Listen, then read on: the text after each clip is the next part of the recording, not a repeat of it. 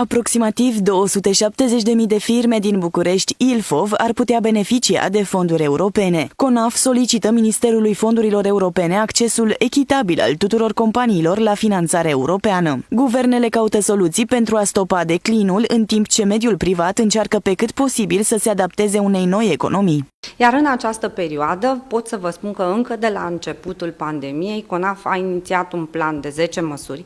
Îl găsiți și pe site-ul CONAF, www.conaf.ro, 10 măsuri pe care guvernul le-a luat în considerare, le-a analizat, unele din ele chiar au fost implementate și aici mă refer la șomajul tehnic, la susținerea indemnizației de șomaj tehnic de către statul român, nu de către antreprenori. O a doua măsură a fost aceea de a lua în calcul posibilitatea de a susține plata utilităților, și aici mă refer la apă, energie, gaze și așa mai departe, în situația în care cei care sunt disponibilizați, care și-au pierdut locul de muncă, nu mai au această posibilitate. Și dacă veți citi prima ordonanță dată în starea de urgență, o să vedeți că există un articol exact care menționează acest lucru, că dacă situația o va impune, plata la utilități va fi plafonată. S-a și întâmplat lucrul acesta, deci iată că propunerile noastre au fost constructive,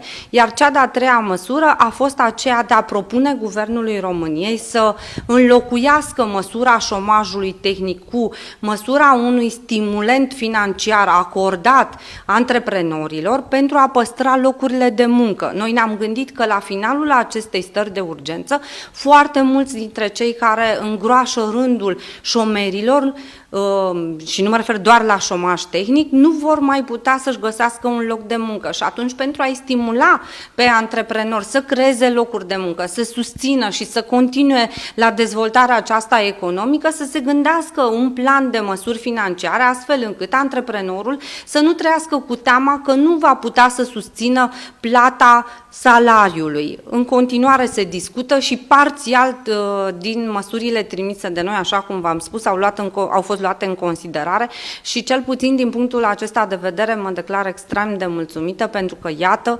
acesta este rolul unui patronat. În vizita de la Brașov, reprezentanții CONAF s-au arătat mulțumiți de activitatea echipelor din județul nostru. Suntem în continuă expansiune. Trebuie să le mulțumesc brașovenilor că au fost alături de noi și în special fetelor care au depus atât de multă muncă și efort.